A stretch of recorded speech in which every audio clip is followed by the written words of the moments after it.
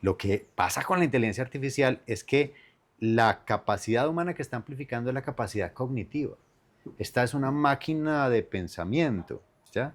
Entonces, en lugar de tener que producir la desinformación tú mismo, tú le dices a la máquina, ayúdame a producir la desinformación, ¿cierto? Ayúdame a crear algo que sea un mensaje clave, político en este sentido, y la máquina es muy buena imitando el lenguaje Claro. humano. Entonces, la desinformación se amplifica. ¿Cómo rompemos ese ciclo? Ese ciclo no lo podemos romper con otras máquinas, No. porque además la inteligencia artificial está diseñada para ser, como nosotros humanos, aleatoria, de tal manera que esa aleatoriedad, esa estocástica es el término técnico, hace que yo no pueda usar otra IA para con certeza detectar qué está hecho con IA. Entonces, ¿cuál es la única forma? Aprovechar las capacidades humanas. ¿Y cuál capacidad humana es por naturaleza la que nos permite determinar si algo es fácticamente correcto o no? El pensamiento crítico. No hay ninguna otra. Entendamos como ciudadanos que la máquina no está diseñada ni para reemplazarnos, Ujú. ni para decir la verdad, ni para entender el mundo como nosotros lo entendemos, ¿cierto? Sino para que la usemos dentro de los límites de su tarea Ni específica, para que me dé ¿cierto? consejos. Estoy así, hago A o B, ¿qué hago? Pues Claro, tampoco para claro. eso. Esa es una posibilidad, pero siempre que tú le indiques de dónde va a tomar las fuentes, de Sí. cuáles van a ser las razones por las que va a tomar esa decisión.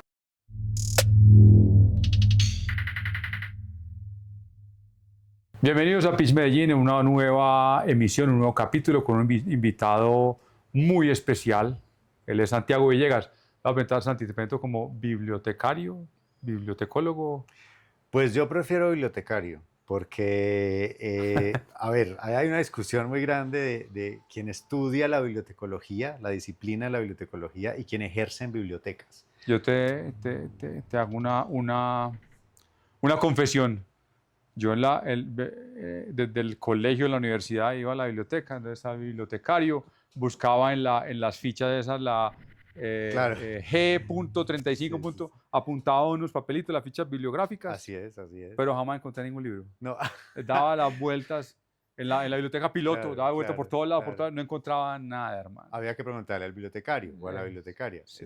Eso es. A mí me gusta que me digan bibliotecario porque, digamos, me conecta con la idea de ejercer en bibliotecas, pero Ujú. además bibliotecario 4.0 es como yo firmo en mi empresa, porque la gente siempre me pregunta, pero ¿cómo que 4.0? Eso que yo conocía hasta Mm. 2.0, que era Facebook, Sí, luego 3.0, que es la web semántica, algunos más avanzados, y 4.0, ¿qué es? Y yo le cuento a la gente, este es el Internet de las cosas. Es como si el bibliotecario no tuviera que estar en una biblioteca para ejercer ese papel de ayudar a encontrar información. Yo estoy sí. en todas partes, procuro ser como Internet. Oíste, y ahora, ¿cuál es la labor actual? Pues, por lo menos de las bibliotecas. Pues yo hace mucho rato no me acerco a una biblioteca, te Esa digo, es una pregunta sinceramente, buenísima. porque todo el mundo busca peso. Pues, yo, una generación, pero nosotros ya más viejitos, Claro, en Google no, ya, listo, ChatGPT, pero ir a una biblioteca a buscar referencias.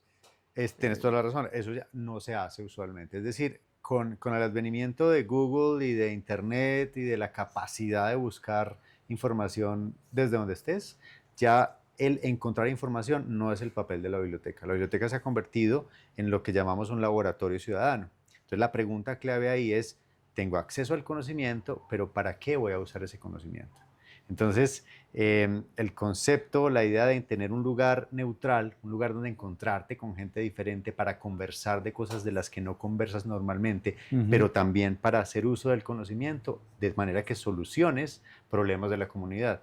Hoy estamos haciendo bibliotecas públicas que se convierten no solamente en espacios de acogida para la gente en su día normal, que no son ni la casa, ni el colegio, ni la casa, ni el trabajo, sino para transformar su realidad. Pues, ¿será que, o el concepto que tenemos muchos de biblioteca, eh, pues ha evolucionado en el tiempo y ya es otra cosa, pues porque en la biblioteca vaya a hacer las tareas, Sí, vaya, sí, sí, consulte, apunte, lea o saque las fotocopias.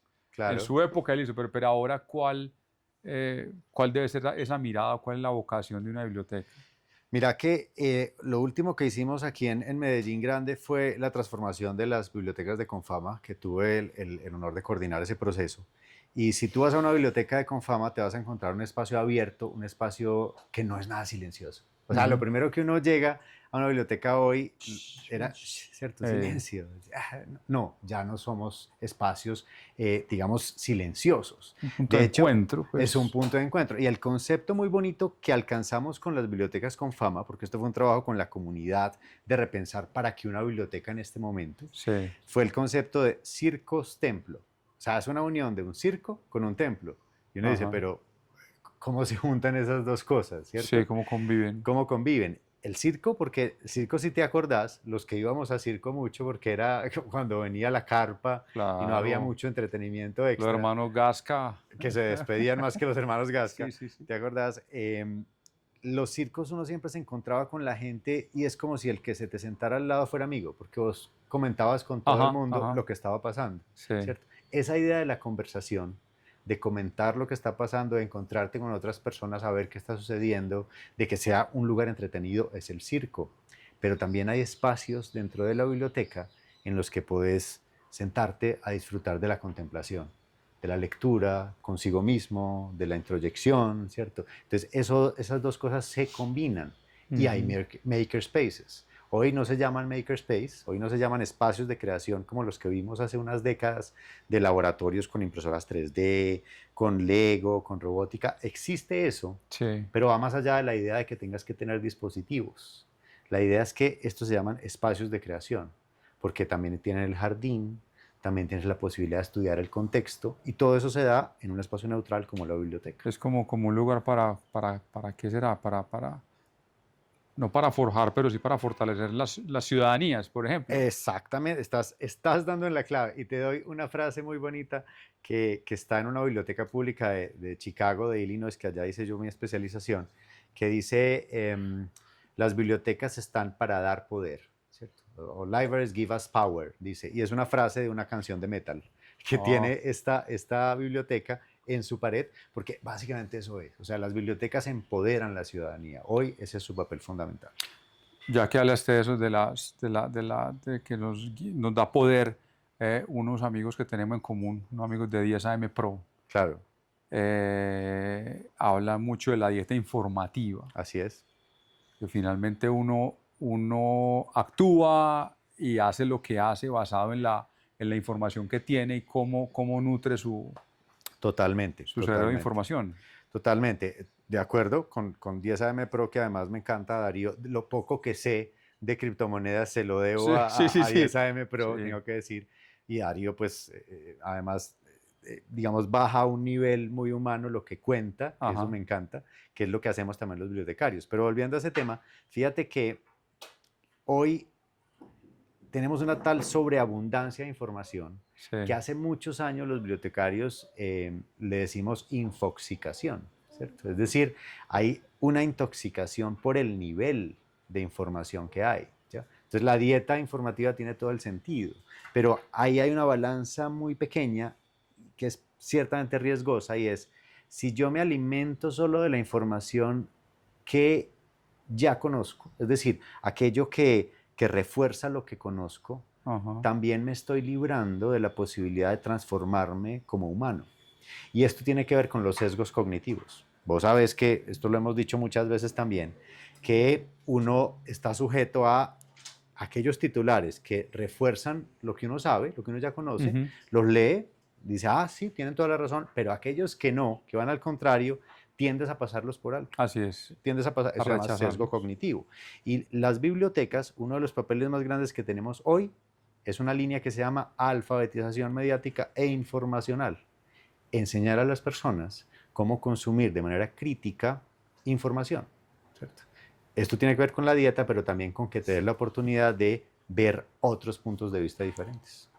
Me parece muy teo, porque es que ahora, listo, el mar de internet donde hay todo, lo bueno, lo malo, lo regular, donde está todo, pero ahora el tema de las IAs, las inteligencias artificiales, pues entonces todo el mundo va, pues ChatGPT, el más popular, pero Gemini, Sora, una cantidad de herramientas que en ese momento yo creo que la confusión es demasiado grande ante, pues, cuál usar para qué usarla, para qué me sirve, para que me haga todo mi trabajo, entonces mi trabajo va a desaparecer. Total, total. Son demasiadas preguntas, pero estás conectando el tema de la manera justa, Jaime, porque resulta que la desinformación ya existía y existía Sí, antes de sí, Internet. sí, sí. O sea, los panfletos, El los chisme, el rumor, folletos, el chisme, eso ajá, existía. claro. Lo dijimos muchas veces algún tiempo en el programa en Telemedellín y es, mira, lo único que hace la tecnología es amplificar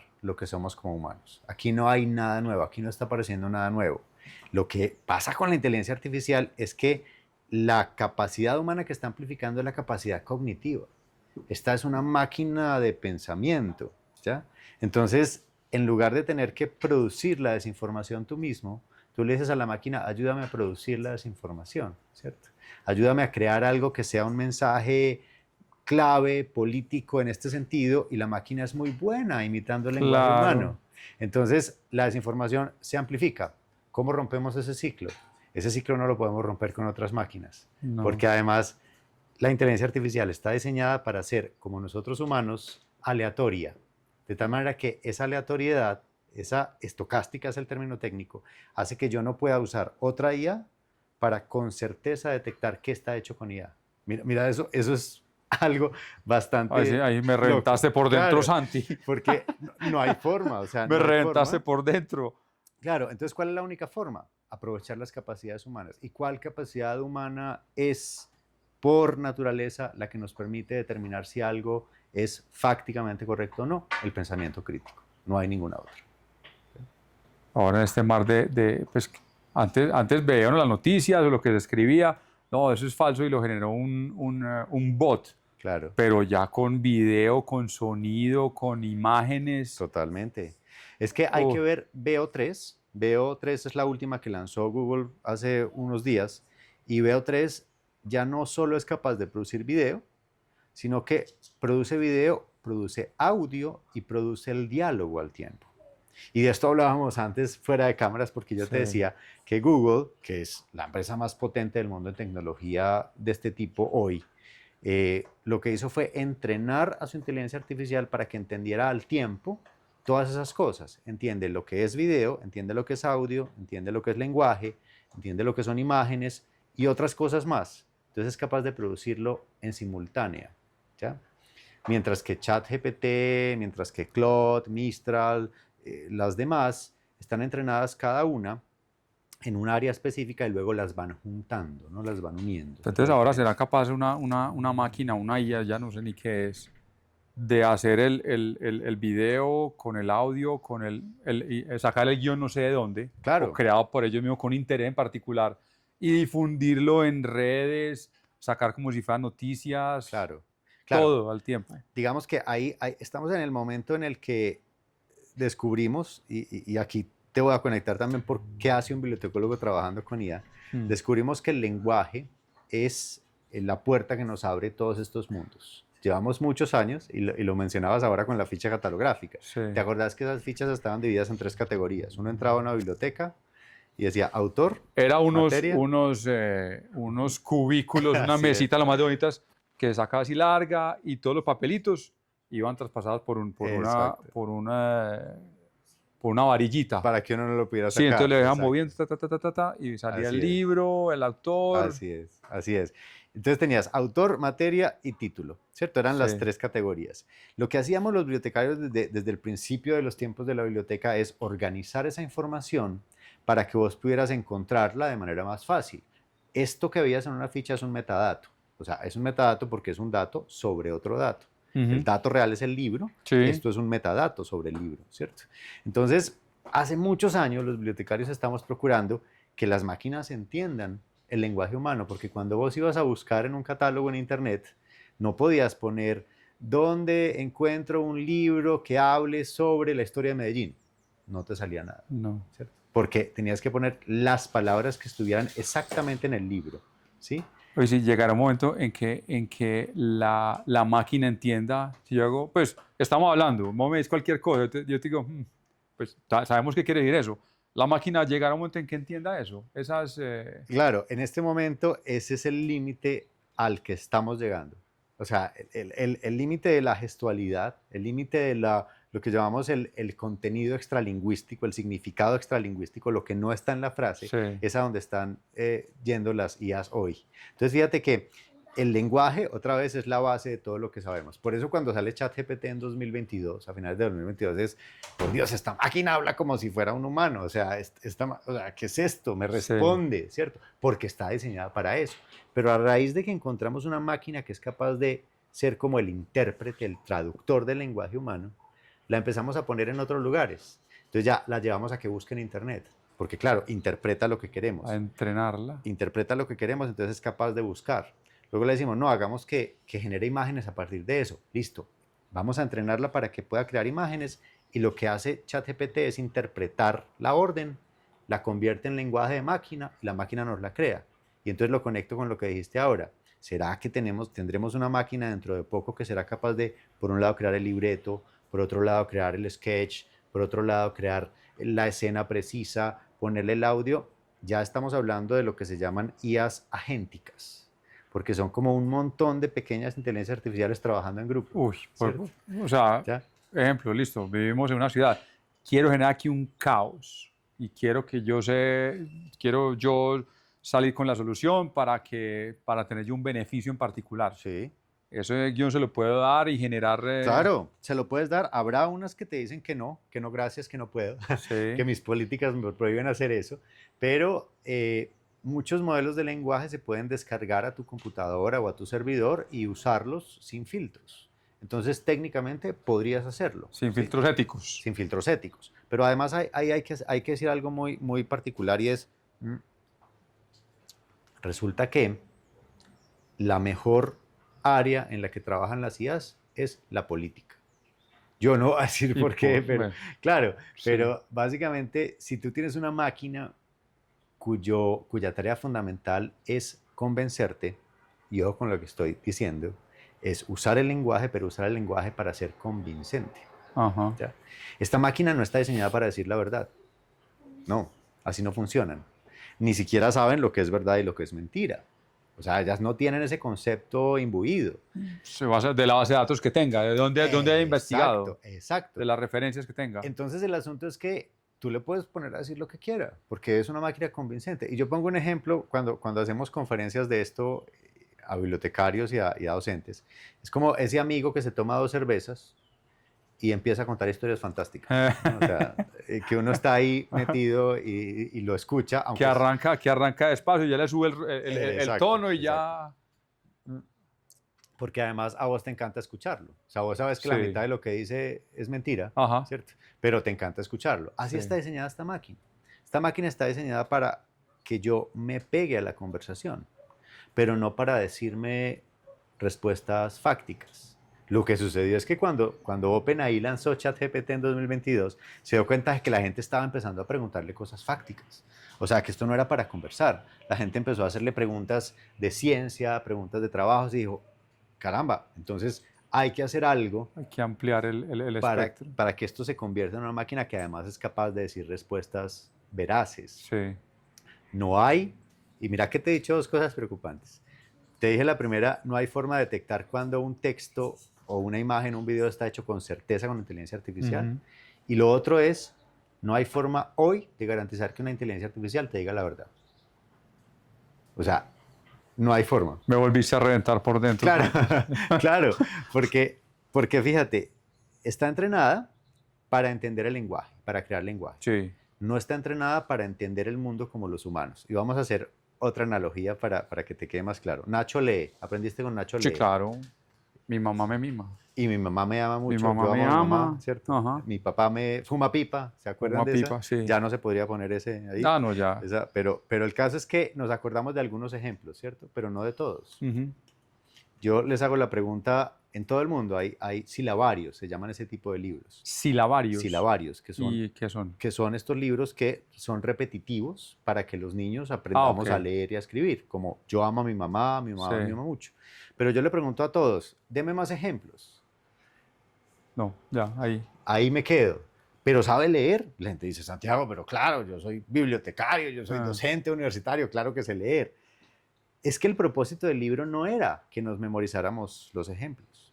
era que aprendiéramos a Que leer. aprender a leer, esa es la intención. La intención. Y estas máquinas funcionan igual. Porque a uno le dicen, Santiago, pero es que si ChatGPT estudió todo Internet, tiene que sabérselo todo. No, De hecho, hay que tenerlo clarísimo. claro, La intención, o sea, la máquina no está para enseñarnos. no está para enseñarnos, Esa no es la no es intención de su la máquina. intención. Además, no se memoriza todo de lo que aprendió, porque como está creada a imagen y semejanza de cómo aprendemos los humanos, todo eso que leyó era para entender cómo funciona el lenguaje, no era para memorizárselo. Ok. Lo que pasa es que, así como nosotros recordamos más Yo amo a mi mamá, porque fue lo primero que aparecía en el libro, si la máquina vio muchas veces una respuesta, la recuerda más fácil. Entonces, si tú le preguntas a DALL-E 3 o a Midjourney que haga una imagen de la Mona Lisa, te va a hacer una imagen muy parecida a la Mona Lisa. Ujú. Pero si le pides que haga una fotografía de la Biblioteca Este cuadro. Pública Piloto o de este cuadro, a ver, lo habrá visto 3 veces. Sí. Entonces tiende a alucinar. Una palabra muy bonita en inteligencia artificial. Alucinar. Alucinar. ¿Cierto?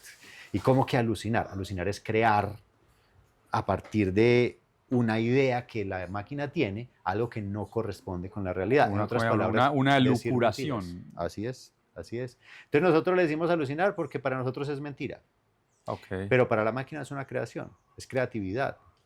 A un humano no le diríamos que está diciendo mentiras, a un humano le diríamos, qué creativo, ¿cierto? A la máquina le decimos, estás mintiendo. Eso es mierda. Entonces, claro, Sí, sí. entonces también estamos creando máquinas a nuestra imagen y semejanza, pero les estamos pidiendo que actúen de manera sobrehumana. Sí.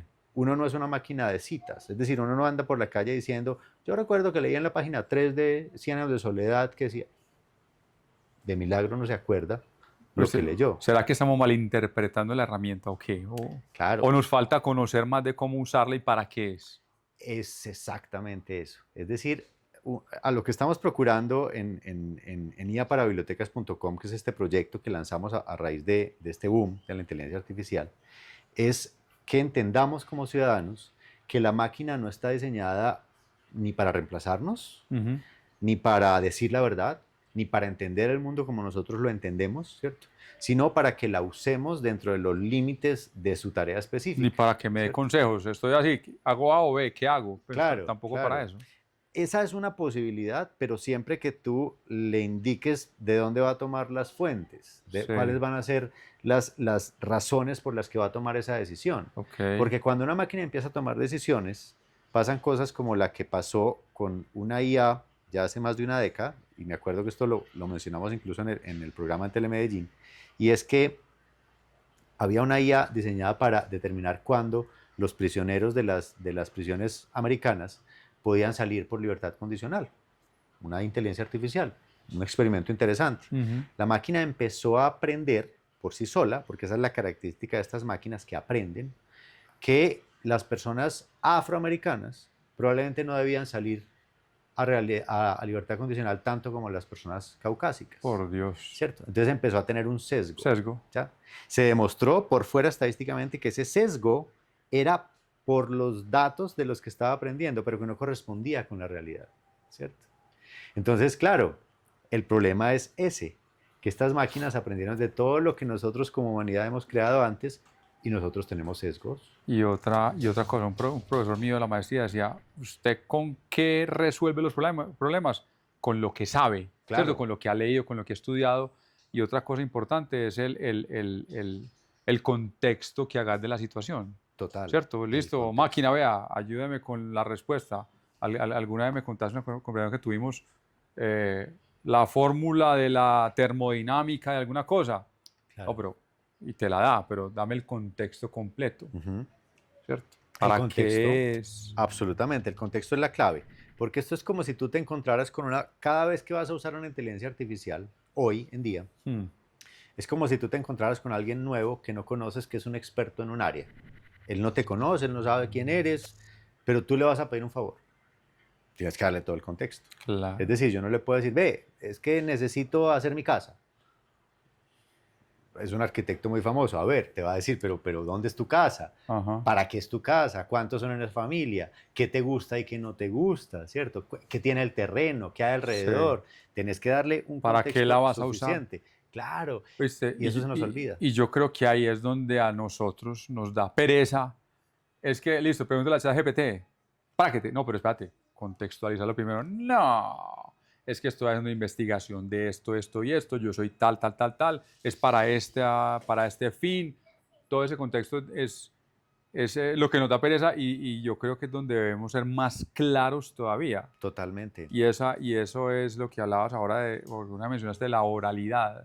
Absolutamente. Esto estás tocando otro tema clave y es que a nosotros se nos olvidó, digo a nosotros como humanidad, se nos olvidó que llevamos apenas 5.000 años, poco más de 5.000 años Apenas. escribiendo, ¿cierto? Es Ajá. decir, el lenguaje escrito es una invención muy próxima en la historia que tenemos como humanidad, porque de ahí para atrás tenemos más de 30.000 años, digamos, de ciudades, de grandes centros urbanos, dejar de ser nómadas, y toda esa parte anterior tuvo una tradición oral increíble. O sea, Sí, nuestras tradiciones transcurrían a partir de los cuentos que nos contábamos, de los chismes que nos contábamos, sí. ¿cierto? Y a pesar de la escritura, a pesar de haber tenido libros y seguir teniendo libros hoy, lo oral sigue existiendo. Y además eso nos conecta con el audiovisual, porque hemos visto cómo desde el advenimiento de la televisión y luego desde el advenimiento de Internet, el crecimiento del consumo audiovisual es exorbitante. Es decir, tenemos un crecimiento tal del consumo en el formato audiovisual que lo que nos está diciendo es estamos volviendo al mundo de la oralidad. Es que o sea, yo no soy buen lector, lo confieso, no soy buen lector, pero sí aquí en Pitch Medellín estamos convencidos del poder audiovisual, es Sí, contundente, o sea, vos para expresar una idea, pues te queda de pronto más clara mediante una herramienta audiovisual. claro. Hay diversas formas de leer Ahí, y sí, eso hay que decirlo. Como bibliotecario además, hace muchos años defendemos esta tesis que eso se llama la multiliteracidad o las literacidades múltiples. ¿Y esto qué quiere decir? Esto viene del literacy, de la alfabetización en inglés, y es como yo entreno también a las personas para que sepan no solo leer un libro, sino leer una pieza audiovisual, leer una pieza pictórica, leer una pieza escultórica, leer el baile como folclore. O sea, cómo yo puedo leer las distintas realidades desde una perspectiva crítica diferente. Y te voy a poner un ejemplo también para que sea más claro. Para leer un libro, que es una experiencia que hay que procurar que todos tengamos, al menos leer sí. 2 o 3 libros al año, uno tiene que concentrarse en el libro, no se sale de todo lo demás.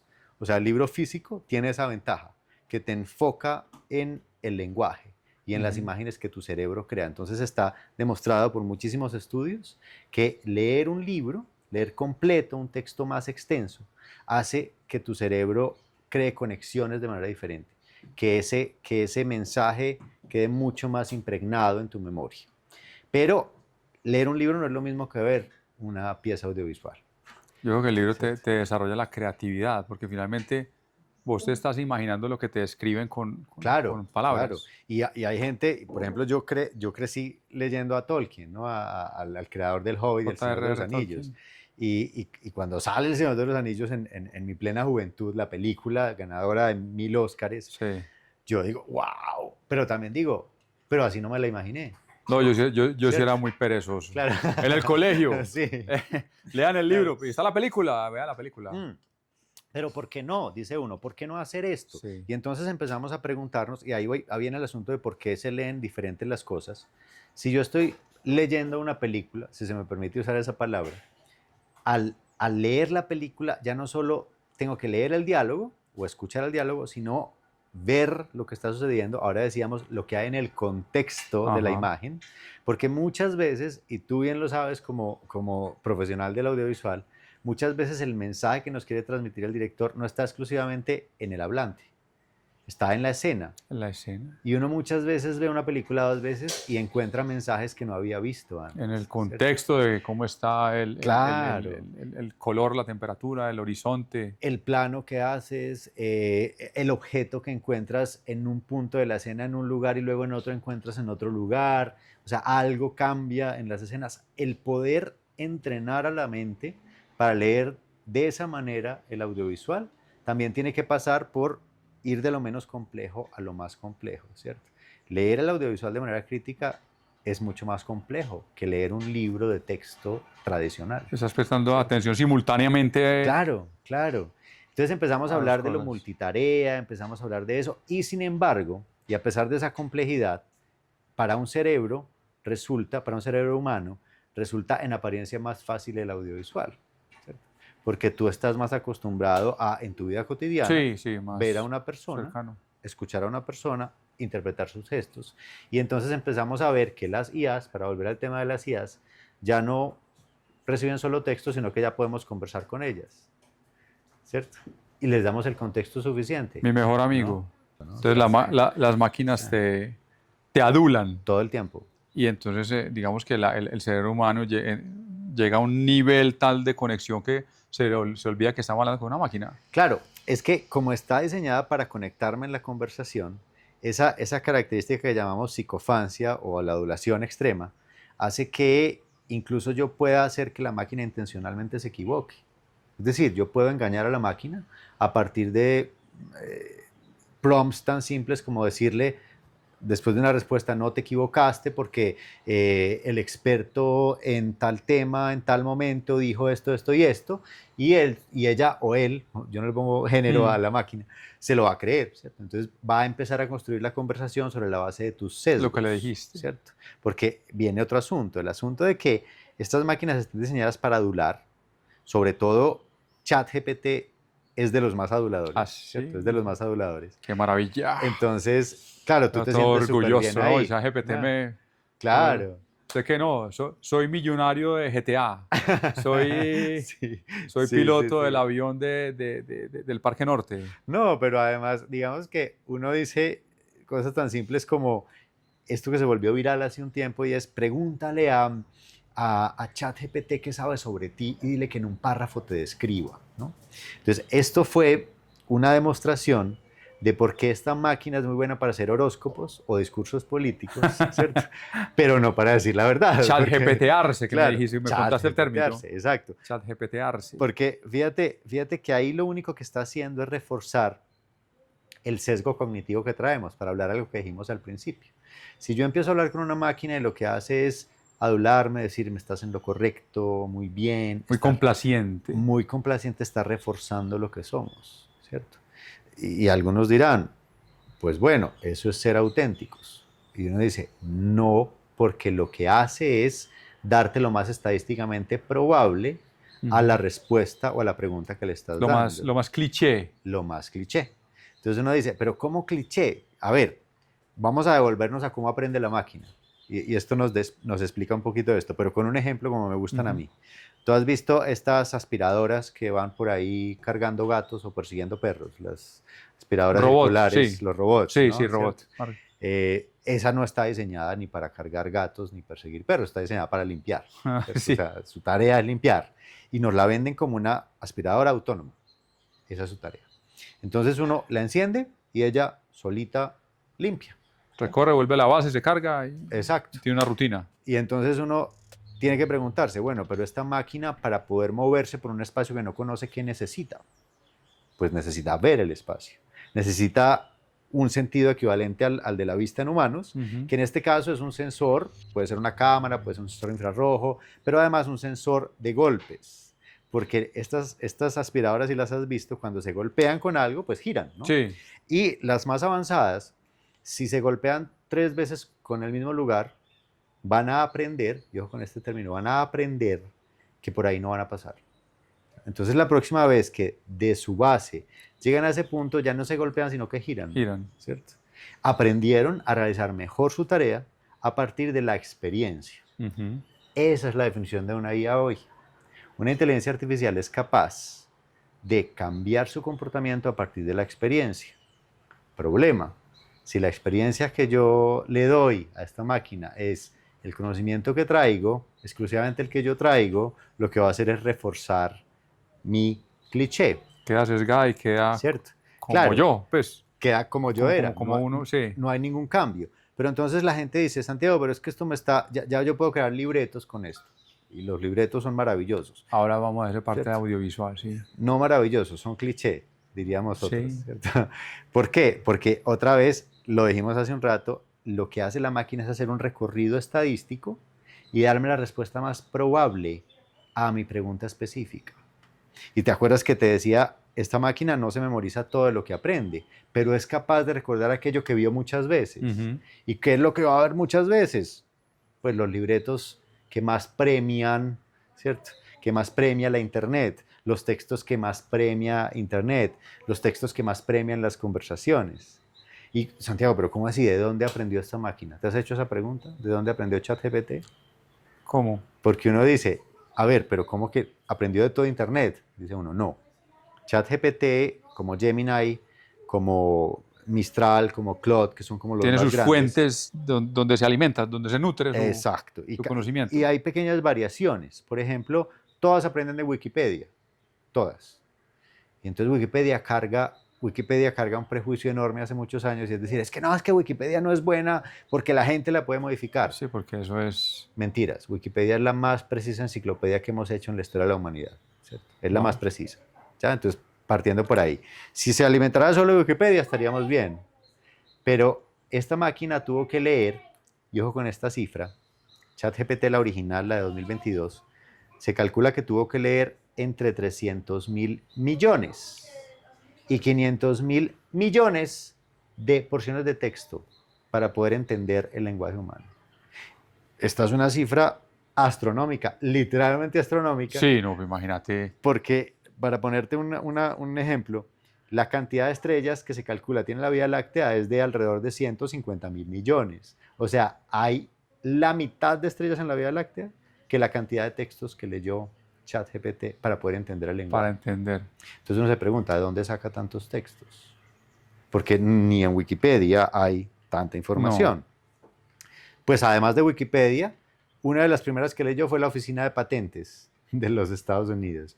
Y eso no es un texto muy agradable de leer, Sí. ¿cierto? Ni muy Como muy natural. técnico, Ni muy ¿no? natural, exacto, muy técnico. Ahí donde tiene el coyote registrado todos los productos Acme. Claro, claro. Sí. Y uno dice, pero ¿y cómo aprende a hablar la máquina desde ahí? No, esa no es su principal fuente. También están los artículos académicos, y uno sigue, y uno va contando, y hasta ahí no lleva ni la décima parte. Entonces resulta que OpenAI y Google, antes de entrenar las máquinas, inventaron algo que muchos pasamos por alto. Inventaron un sistema de transcripción. Transcripción. ¿Y cómo que transcripción? Uno dice, claro, Sí. porque te acuerdas que dijimos que la oralidad es la mayor clave y la productora en la que está la mayor parte del conocimiento nuestro. Ajá. ¿En dónde busca la gente cuando no encuentra en Google? En Wikipedia. YouTube. Ah, YouTube, Claro. todos los videos, sí, claro. En YouTube. YouTube es la fuente secundaria de información de la gente hoy, y eso que las nuevas generaciones están buscando más en TikTok, pero de eso hablamos luego. El caso es que ambos son audiovisuales, ¿cierto? Ya la gente no busca en Google, sino en YouTube y en TikTok. Sí. Y entonces lo que hicieron de manera muy inteligente Google y OpenAI fue diseñar un sistema que transcribiera el audio de esos videos. Y la máquina le entrenaron con esas conversaciones. Porque tú en un podcast como este estás conversando. Pero también con ¿Ya? textos, o sea, porque puede haber un video descriptivo de cómo armar una carpa, por ejemplo. Claro. Que solamente también interpretar esas... En principio no. Ajá. Las primeras máquinas de lenguaje como ChatGPT en su versión 3.5 o Google con su versión BART, que así se llamaba la primera famosa, digamos, porque antes tenía BERT y otras, lo que hacían era leer solo lenguaje, texto. Es Sí. decir, no eran capaces de ver imágenes. Eso es muy reciente. Eso significa que tuvieron que inventar un sistema que transcribiera El audio. el audio en forma de texto y luego entrenar a estas máquinas con el texto para que entendieran la dinámica de una conversación, ¿cierto? Porque ni Wikipedia, ni la Oficina de Patentes, ni los artículos académicos son conversaciones. La conversación se da en espacios como este, Sí. ¿cierto? Entonces, Santiago, ¿por qué me estás contando esto? Porque resulta que cuando tú le preguntas a ChatGPT o a Gemini por un libreto, va a ir a localizar todos los ejemplos de los que ha aprendido. Lo que ya existe. Y entonces te va a dar lo que estadísticamente es más probable, que en este caso son los libretos que más aparecen en YouTube, los libretos que más aparecen en TikTok, y es reforzar la carga de lo que ya conocemos, ¿cierto? Como un de todito, de la mezcla de todo lo existente. Claro. Entonces empezamos a preguntarnos cosas que los bibliotecarios nos preguntamos. La IA está diseñada básicamente para aumentar las brechas cognitivas. ¿Cómo así, Santiago? Pero es una máquina de conocimiento, responde preguntas, yo la puedo ajustar para que vaya a una base de datos y busque, que eso lo vamos a decir luego. Sí, pero la gente no la está usando bien. Entonces lo que está haciendo es reforzar el que ya era el mejor influencer, va a quedar reforzado ahí porque es el que más aparece. El que ya era el mejor científico va a quedar reforzado y los que no están en la superficie, los que están debajo, van a irse desapareciendo. Y eso nos pone en un problema grave a Medellín, porque Medellín no es la ciudad más fotografiada, no es la ciudad que más aparezca en los libretos, es la ciudad que aparece... O aparece por cosas que no nos gustan. Exacto, a eso iba. Porque si tú vas a buscar de Medellín, si le vas a pedir a Gemini que te hable de Medellín, es más probable que el narcotráfico sea el primer tema, porque es lo que más vio. ¿Ves? ¿Cómo superamos eso? ¿Cómo hackeamos el sistema? Entendiendo de dónde aprendió. Entendiendo que toda esta información de la que aprendió fue producida generalmente en primer mundo, no aquí. Que además no habla nuestro lenguaje. Y hagan un experimento que ponemos para que cerremos el tema, digamos, de lo probabilístico. Pregúntale a una máquina o pídele que te cree una fotografía de una enfermera o de un enfermero en un hospital público en Colombia. Se lo dices en inglés. ¿Por qué en inglés? Porque el inglés es neutral de género. Entonces tú le dices, a nurse in a public hospital in Colombia. ¿Cierto? Chan. ¿Qué te va a generar? Te va a generar 4 imágenes, casi siempre las IAs de fotografía generan 4 imágenes, que casi todas son enfermeras, son mujeres. Todas o casi todas van a tener la piel entre morena y trigueña. Todas o casi todas van a tener un peinado más o menos semejante. Pero además, si te fijas en el fondo de la imagen, lo que decíamos, el contexto del hospital, vas a ver que el hospital parece un hospital, pero el más tercermundista del mundo. Es decir, vas a ver que aparecen camas de madera, que aparecen 1000 camas en una sola habitación. Y uno dice, pero yo que he recorrido Colombia con el Banco de la República, que es lo que suelo hacer para entrenar bibliotecarios en todo el país, te puedo decir que hoy en día hospitales públicos en Colombia no se parecen a eso en su mayoría. Entonces, ¿de dónde saca esa idea la IA? De cómo nos ve Hollywood. Cómo nos ve Hollywood, sí. Porque trae el cliché. El cliché de lo que hablamos con una invitada aquí, con Paulina Abad, de uno de los episodios nuestros. Los gringos creen que en México para todos somos iguales, ¿cierto? Claro, Incluso México se así imagina es. pues calles destapadas, Así es. El dictador en cada uno de los países, ¿cierto? Así es. Y entonces el problema es que estas máquinas están entrenadas con ese conocimiento, con ese sesgo. Porque es que la mayor parte del conocimiento científico se produce en inglés. Se calcula que alrededor del 80% del conocimiento científico se produce en inglés y es producido por primer mundo. Pero además en Internet la mayor parte de lo que hay también es producido en primer mundo. Entonces la mirada que tiene la máquina es una mirada de ese gringo, si se me permite. Desde allá, ¿cierto? Viéndolo desde allá. Desde allá. ¿Cómo hackeamos el sistema? ¿Cómo empezamos a producir IAs o a usar esas IAs de tal manera que represente lo que somos y que nos muestre para quienes no nos conocen desde la perspectiva real, sino desde esa perspectiva hollywoodense? ¿Cómo lograr eso, Santi? Porque te digo, pues uno de los objetivos de Pitch Medellín es mostrar al mundo la capacidad de Medellín, la capacidad productiva que tenemos acá, las industrias que hay, el talento que hay, lo hermoso de la ciudad y lo orgulloso que estamos. ¿Cómo logra uno hacer ese cambio? Ese es el reto. Y ahí está, volvemos al tema de la oralidad, ¿cierto? El darle el contexto. Si nosotros sabemos que estas máquinas están diseñadas, traen esos sesgos, traen ese conocimiento, no son capaces de determinar qué es verdad y qué es mentira, van a tender a adularme, ¿cierto? Solo con saber eso, ya tenemos algo para hackear el sistema. Primero, nos encontramos con una máquina que no sabe quiénes somos. Vamos a contarle un poquito de quiénes somos nosotros para la tarea específica. Digamos que quieres crear un libreto. Voy a crear un libreto para un podcast sobre inteligencia artificial. Tengo que tener claro quién es mi público, quién soy yo, cuál es el tono con el que quiero transmitirlo, si es un tono técnico, si ese público ya ha oído hablar de IA o no ha oído hablar de IA, si ese público, por ejemplo, es un público del mundo audiovisual, cómo lo conecto con ejemplos del mundo audiovisual. Entonces, yo no tengo que ser ingeniero de prompts. Esa es una de esas falacias que nos dijeron. No hay que construir como si fuera un ingeniero, hay que hablar con la máquina de manera lógica y contextual. Entonces yo le empiezo a contar, mira, soy Santiago Villegas Ceballos, soy bibliotecario, tengo una iniciativa que es iaparabibliotecas.com en la que estoy entrenando a la gente desde una perspectiva crítica sobre inteligencia artificial y voy a hablar en un podcast del mundo audiovisual sobre inteligencia artificial. Ayúdame a crear un esquema general. Primero no le voy a pedir el libreto, le voy a pedir un esquema general. Chan, empieza a construir. Me da la primera respuesta. Entonces, cuando me da la primera respuesta, ajusto. Le digo, no, resulta que yo quiero que haya más ejemplos de Medellín. Quiero que empecemos por lo básico, empecemos por introducción. Y viene la segunda respuesta. La gente cree, cuando somos usuarios de la IA, que si no me da la primera respuesta bien, ya no funcionó. Sí. Esto es una conversación. Okay. Esto es como cuando hablas con tu pareja, con tu esposa o tu esposo y le dices, mira, necesito que saques la basura todos los días. Y luego le dices, no, es que hoy está la basura.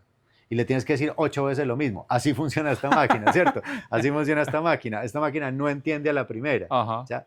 Y muchas veces, como trae el sesgo, me va a dar algo que es muy estándar, muy cliché, ¿cierto? Sí. Y ahí viene la palabra estándar. Estándar viene de estadística, ¿cierto? Es lo más probable.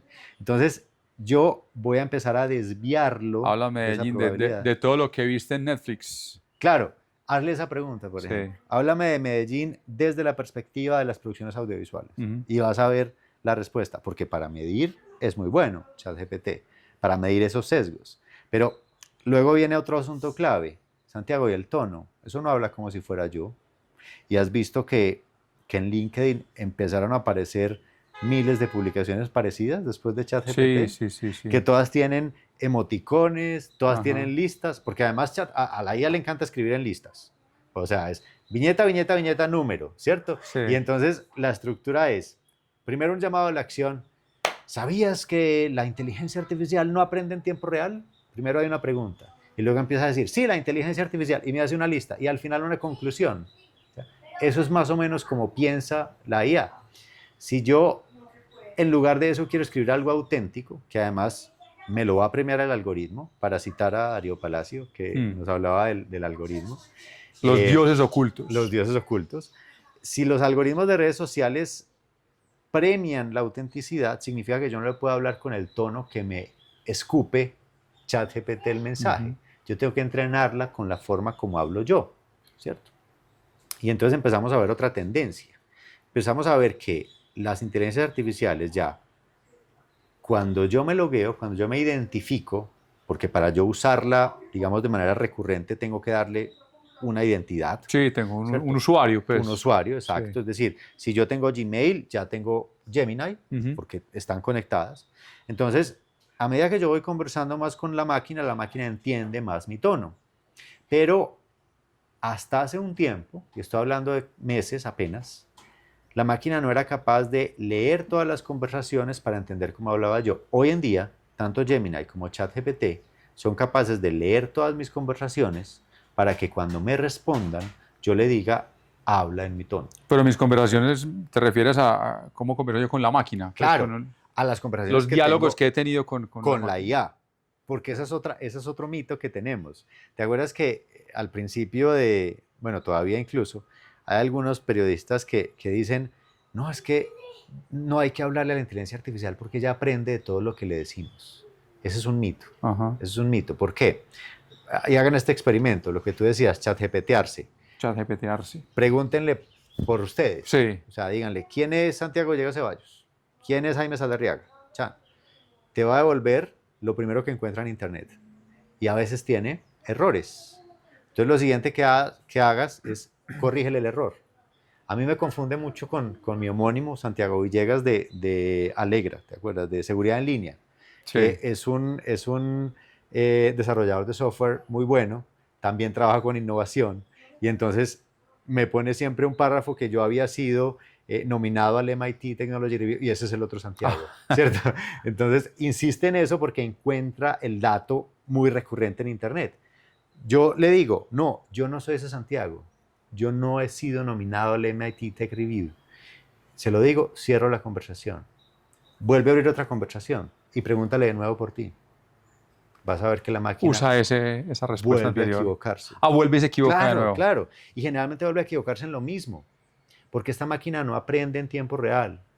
Tenemos ahí una mezcla de dos mundos. Es como uno con la basura, el ejemplo que ponía. Hay que decirle 8 veces que saque la basura. Y entonces vamos a juntar esas dos cosas. Vamos a juntar el episodio de Darío Palacio, el de los dioses ocultos del algoritmo, Sí. con este. Esos dioses no trabajan en la IA. Y uno dice, pero ¿cómo así? No. Resulta que, claro, como estamos acostumbrados a que en TikTok le damos me gusta a un gatito y nos salen Gatitos. O sea, siempre. 80 gatitos más, sí. ¿cierto? O cuando yo veo en YouTube un video, empiezan a aparecerme videos de esto. Similares. O cuando en Netflix veo una película, empiezan a Ajá. aparecerme similares. Creemos que así funciona la IA. Así no funciona, ¿cierto? Resulta que para que la IA aprenda, tiene un proceso computacional muy complejo. Tiene que, como los humanos, sentarse a aprender. No es que aprenda de cada clic, ¿cierto? Hay que darle la regla en la mano para que... Claro, sentarse a aprender. Entonces, ¿esto qué significa?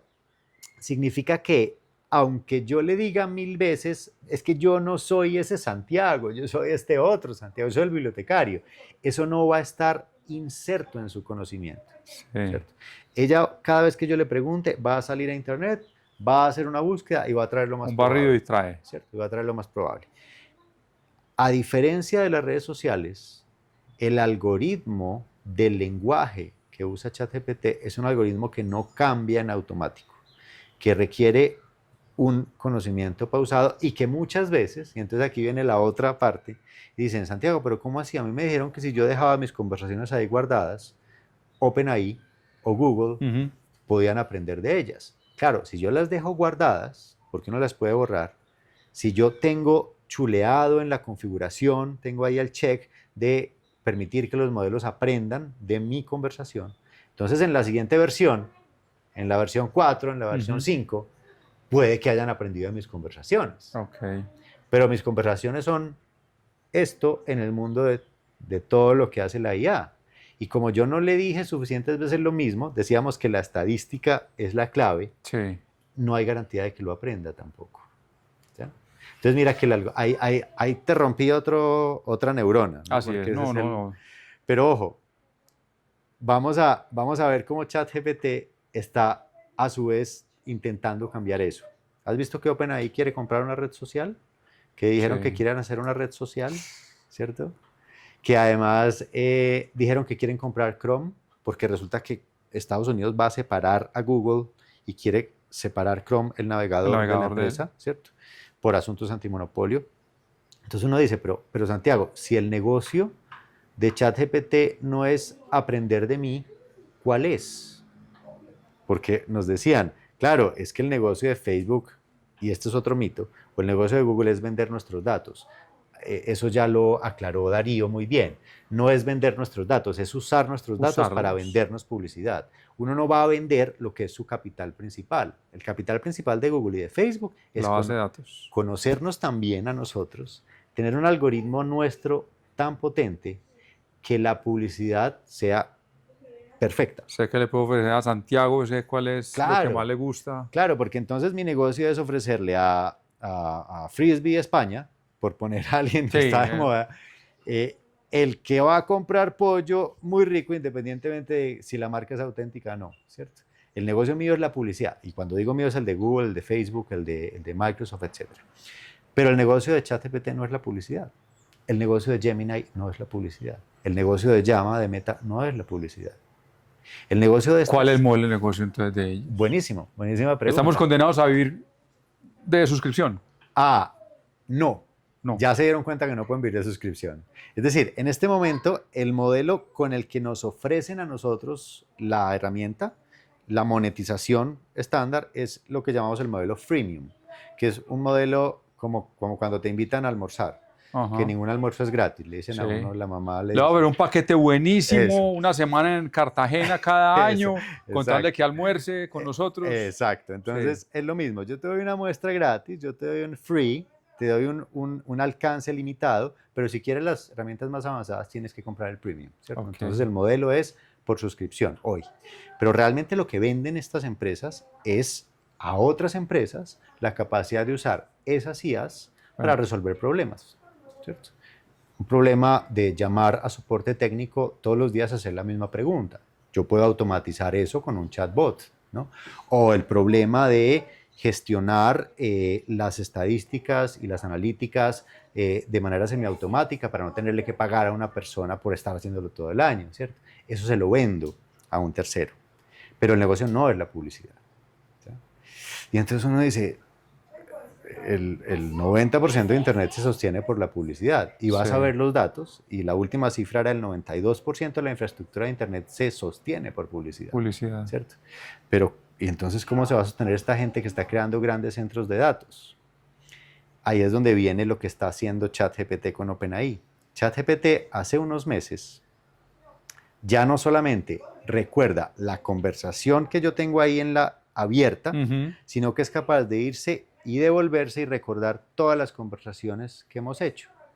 Y lo que crea con eso es que va creando un perfil mío. Ya sé que no te gusta esto, que no eres el Santiago Villegas. Exacto. Ya sé Ok. que tú no eres el Santiago Villegas otro, sino que eres el bibliotecario. Entonces, lo que está haciendo ChatGPT es algo muy riesgoso desde el punto de vista del usuario, y es que está empezando a algoritmizar, o sea, a crear un algoritmo para que todas las respuestas sean las que yo quiero recibir. Ya no solamente las respuestas más probables a nivel general, sino las más probables para ti, ¿cierto? Entonces uno dice, Tremendo. ¿y eso, Santiago, qué riesgo tiene? El riesgo de volvernos otra vez a los extremos. Lo estamos viendo en el mundo. Sí. Si yo tengo una IA que solo refuerza mi pensamiento ultraderechista o mi pensamiento de cualquier espectro político, pues lo que voy a hacer es que voy a de alguna manera, no tener la necesidad o no sentir la necesidad de hablar con el otro diferente, de ver la otra perspectiva, ¿cierto? De darme la oportunidad de la serendipia, que es ese descubrimiento accidental. Las bibliotecas hoy... Ahí volvemos al inicio. Exacto. De qué es una biblioteca. La biblioteca Ese hoy punto de encuentro. tiene como una tarea fundamental promover la serendipia, es decir, el descubrimiento accidental. Nosotros no tenemos algoritmos, las bibliotecas. Nosotros, cuando llega un ser humano a nuestra biblioteca, intentamos leer el contexto del ser humano y le procuramos reconocerle como humano para que descubra intereses que no sabía que tenía, ¿cierto? Descubra mundos nuevos, descubra mundos diferentes. Sí. Entonces, ahí es donde la IA, lo que parece que está yendo, está siendo riesgosa. Bueno, Santi, un minuto. Pitch Medellín. ¿Cómo promocionar la ciudad? ¿Cómo mostrarlo bueno? ¿Cómo deshackearnos para que nos vean como no han visto a lo largo de la historia? Yo creo que nosotros ya, aunque no lo creamos, somos buenos hackers en Medellín. Y es que venimos de demostrar que las bibliotecas, estos parques bibliotecas que creamos, pueden transformar la realidad cultural de una ciudad, transformar lo mental. Y solo es recordar que en ese momento de la historia de Medellín, la clave fue sentarnos con la persona diferente. Hoy Medellín es reconocido adentro y en la región por ser realmente una ciudad diversa, una ciudad que es capaz de hablar de lo distinto, que es capaz de hablar desde el respeto, y ir con esto a estas máquinas y entender que la tecnología lo que quiere es homogenizarnos, poner ese mundo del narcotráfico primero, es hackear el sistema desde lo que somos como ciudadanos. Entonces la invitación es a que redescubramos lo que ya somos, lo que aprendimos del mundo de los parques biblioteca y reconocer a Medellín como uno de los lugares más diversos del mundo para descubrir las tecnologías. Genial, Santi. Muchas gracias por haber estado aquí en Pitch Medellín, hermano. No, ni más faltaba. Esto va para otros 4 o 5 episodios. 4 o 5 más, y en redes sociales ya saben cómo encontrarme, y en IA para Bibliotecas nos vemos. Claro que sí. Santi, Muchas gracias.